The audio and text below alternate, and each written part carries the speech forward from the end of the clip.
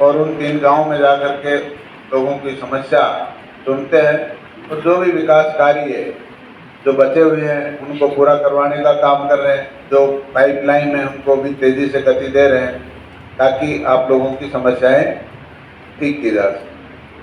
लेकिन मुख्यमंत्री पूरे प्रदेश के अंदर हर गांव में जाना मुख्यमंत्री जी के लिए असंभव है, तो उन्होंने सभी मंत्रियों को भी ये दिशा निर्देश दिए कि वो भी एक एक मंत्री एक एक विधानसभा में कम से कम 5 गांव जाएं और वहां जाकर के लोगों की समस्या सुने और उनका विकास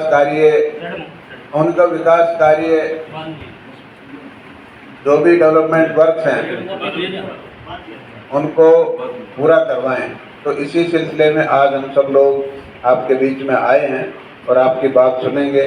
कुछ हम सरकार की बात भी करेंगे कि पिछले 9 साल के अंदर जो व्यवस्था परिवर्तन का काम हरियाणा सरकार ने किया है, माननीय मनोहर लाल जी ने किया है।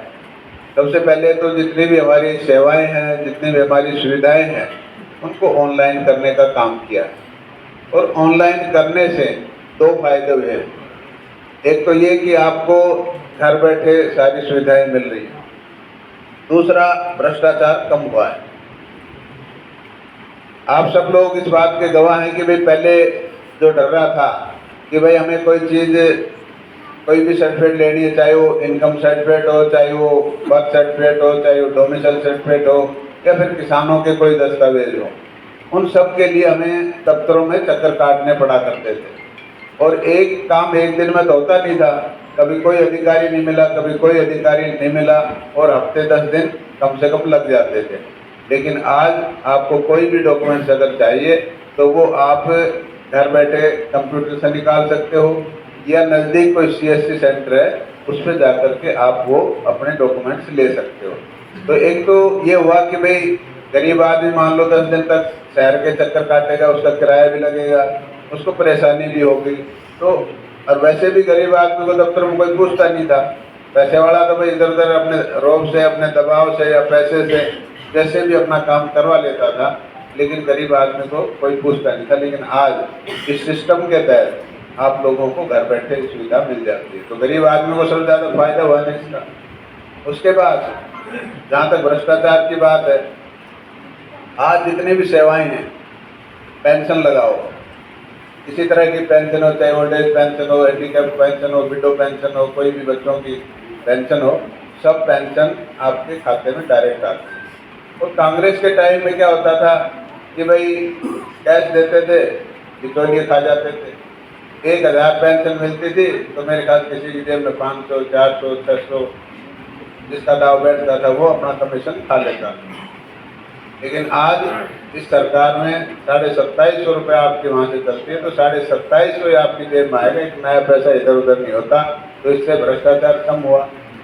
किसी तरह का भी स्टाइफंड हो, किसी तरह की आपका फसल बीमा योजना का मुआवजा हो या और किसी तरह का भी कंपनसेशन है, वो सब आपके खाते में आता है और उसमें कोई हेराफेरी नहीं होती। तो ये भ्रष्टाचार कम हुआ। आपको कहीं जाने की जरूरत नहीं है, नहीं तो पहले अपने पैसे के लिए आप इधर उधर घूमते रहते थे, चक्कर काटते थे। आज सीधा आपके खाते में आ जाता है, कोई आपको कहीं जाने की जरूरत नहीं। और 60 साल होते ही आपकी पेंशन घर बैठे बन जाती है, आपका ड्राइविंग लाइसेंस घर बैठे बन जाता है। और अब तो CM साहब ने रजिस्ट्रियाँ भी ऑनलाइन कर रखी हैं, इंतकाल भी ऑनलाइन कर रखे हैं। जैसे पहले फैसलों में कितना भ्रष्टाचार होता था, आज आपको कोई परेशानी नहीं होती।